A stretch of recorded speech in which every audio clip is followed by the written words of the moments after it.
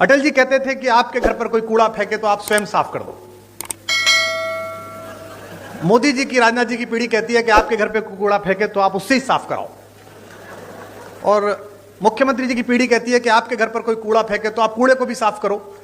पहले doctors RX लिखते थे, वो RDX लिखने लगे। क्या करेंगे आप? हमारे मुख्यमंत्री जी पे इतनी चर्चा होती है, मैं पूरे भारत में जाता हूं, इतनी चर्चा होती है।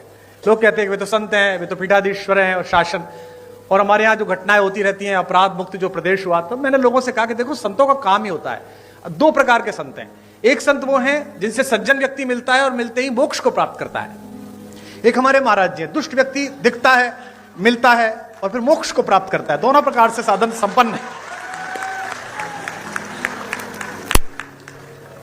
और आवश्यक भी है। क्या करें, देश ऐसी स्थिति में आ गया है। पहले डॉक्टर्स RX लिखते थे, वो RDX लिखने लगे। क्या करेंगे आप? तो ऐसे समय में तो बहुत आवश्यक है। आदरणीय रक्षा मंत्री जी ने बड़ा उल्लेख किया। मेरा सौभाग्य रहा कि अटल जी की कृपा, उनका स्नेह मुझ पर भी रहा और वो लगातार अपने घर पर एक गोष्ठी करते थे, जिसमें रक्षा मंत्री जी की उपस्थिति होती थी, आदरणीय दिनेश भैया की उपस्थिति होती थी।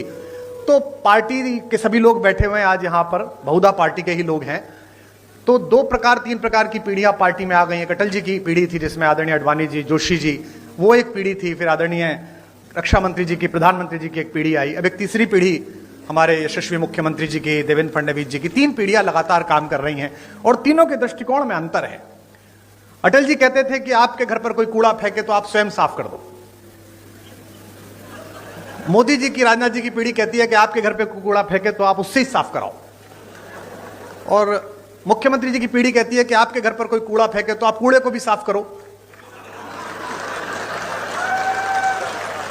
आप में से कुछ कम लोग समझे, इसके लिए मैं आपका आभारी हूं। समय की मर्यादा है, सीमा है। मैं केवल एक कविता सुनाऊंगा, चूंकि आदरणीय मुख्यमंत्री जी को जाना है और वे बहुत व्यस्तता उनके बीच है, समय है। अटल जी जैसे लोग किसी देश में शताब्दी में एक होते हैं।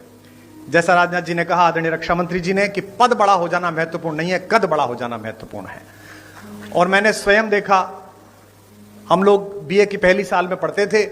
हमारे यहाँ के एक यशस्वी पत्रकार थे शिव कुमार गोयल जी, आदरणीय राजनाथ जी उनसे परिचित थे। अटल जी उनके साथ वंदे मातरम में संपादक थे, वे सह संपादक रहे थे। हमने एक कवि सम्मेलन कराया, एक कार्यक्रम कराया, सृजन महोत्सव, और हमने उनसे कहा कि अटल जी को बुलवा दीजिए। अटल जी उस समय विपक्ष में थे, उस बार चुनाव नहीं जीत पाए थे। तो हमने बुलाने के लिए गए और वो आ गए और हम उस कार्यक्रम को संपन्न करने के लिए कहीं से धन जुटा रहे थे। तो नगर के एक उद्योगपति जो साड़ी का काम करते थे, उस जमाने में हम उनसे 501 रुपया लेके आए। तो जो 501 जिसने दिया था, उसने कहा कि मैं भाषण दूंगा। ये बड़ा संकट का काम था, लेकिन अब वो 501 दे रहा था तो भाषण दिलाना था। तो वो अटल जी का प्रशंसक था। वो खड़ा हुआ और उसने कहा, मैंने कहा तुम ज्यादा मत बोलना अंकल जी, थोड़ी देर बोलना। बोले बस मैं 2 लाइन पढ़ूंगा। और उसने खड़े होकर कहा कि आज अटल जी आए हैं, बस मैं ये 2 पंक्ति पढ़ना चाहता हूं कि शहीदों की चिताओं पर लगेंगे हर बरस मेले। वो अटल जी के लिए कह रहा। अटल जी बहुत ठाका मार के हंसे, लेकिन उस आदमी के संकोच को जो पूरा मंच से घूर रहा था, उसने ठाके से दूर किया। और जब भी मैं उनसे मिलने के लिए जाता था, दर्शन के लिए मिलने जाता था, प्रणाम करते थे, उन्हें बाप जी कहते थे, तो वो अक्सर पूछते थे, अरे भाई उनके क्या हाल है जिन्होंने मुझे जीवित शहीद बनाया था, वे कैसे हैं? तो वह बड़ा कद होना कि आप किसी बात का बुरा ना मानो, आप सदाशयता से लो। लखनऊ वालों, आपका सौभाग्य है, आपके संसदीय क्षेत्र का सौभाग्य है कि यहां से अटल बिहारी वाजपेयी जैसे कीर्ति पुरुष ने संसद में शोभा बढ़ाई।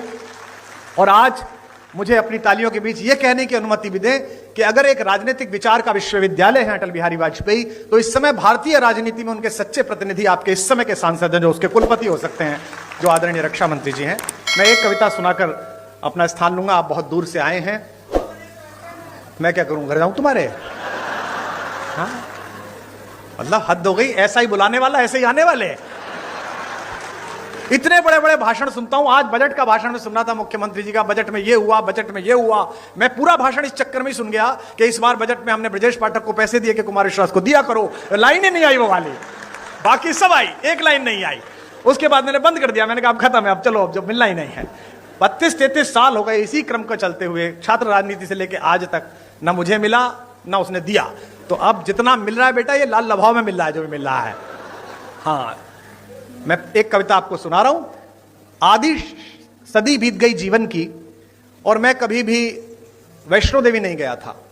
हमारे यहां ये धारणा है कि भगवान जब बुलाते हैं, भगवती जब बुलाती है, तभी जाना पड़ता है, तभी पहुंचना पड़ता है। इस बार नवरात्र में वहां के ट्रस्ट का आदेश आया कि पहली नवरात्रि पर माता के द्वार पर आप कुछ सुनाइएगा। तो मैंने सोचा कि जो भजन चल रहे हैं, जो कविताएं चल रही, उन्हें तो क्या सुनाना, कुछ नया लिखना पड़ेगा। तो मैंने एक कविता लिखी और पिछले साल से इस साल के बीच में जो प्राथमिक रूप से कुछ कविताएं लिखी हैं, उनमें यही एक श्रेष्ठ कविता मुझे लगती है।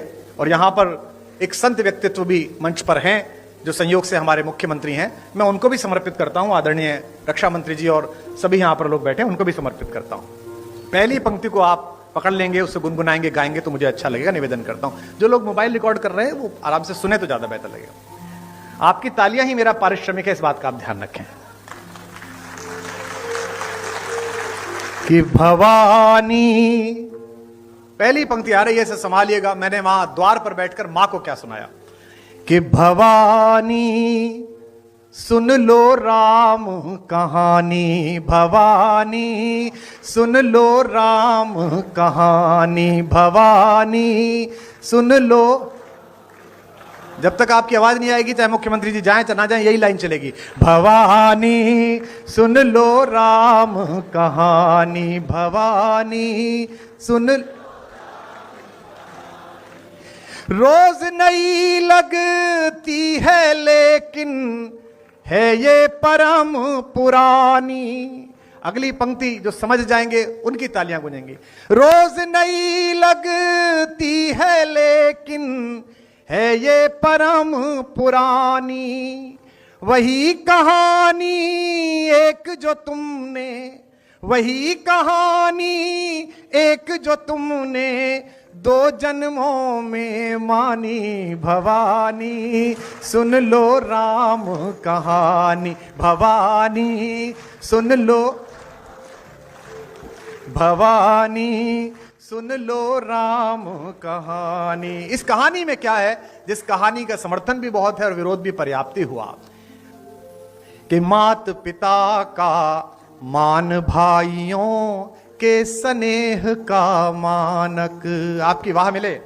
मात पिता का मान भाइयों के स्नेह का मानक, सत्य सनातन परंपरा का युग युग अमर कथानक, सत्य सनातन परंपरा का युग युग अमर कथानक।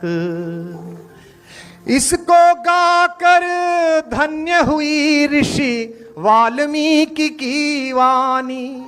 अगली पंक्ति पर पूरा हॉल गूंजेगा। इसको गाकर धन्य हुई ऋषि वाल्मीकि की वाणी, इसकी महिमा इसकी गरिमा, इसकी महिमा इसकी गरिमा बजरंगी ने जानी, भवानी सुन लो राम कहानी, भवानी सुन लो राम कहानी, भवानी सुन लो,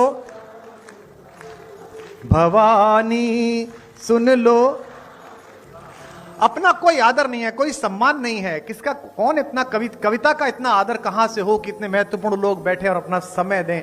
हम जिसे गा रहे हैं उसका नाम बहुत बड़ा है। पंक्ति पढ़ रहा हूं और पहली पंक्ति पर जो कवि यहां बैठे हैं, साहित्यकार बैठे हैं, उनका स्नेह मिले।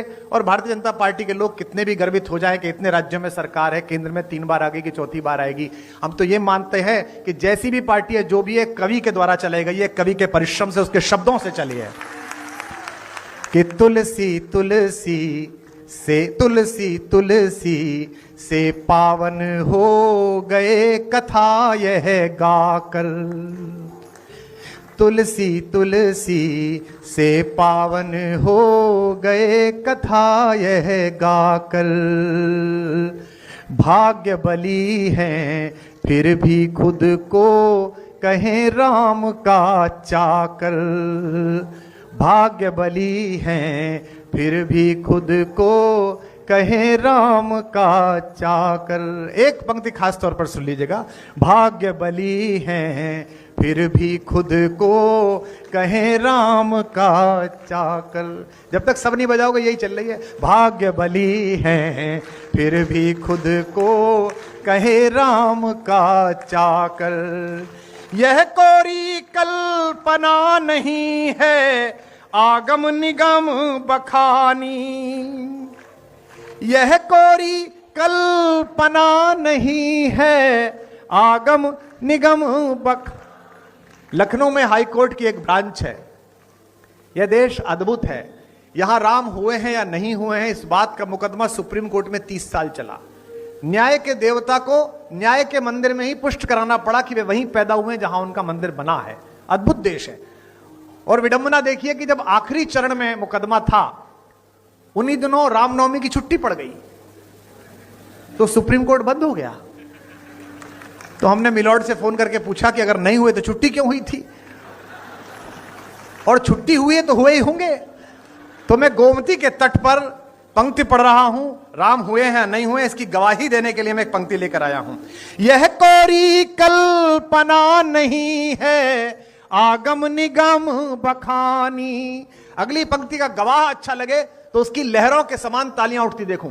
यह कोरी कल्पना नहीं है, आगम निगम बखानी।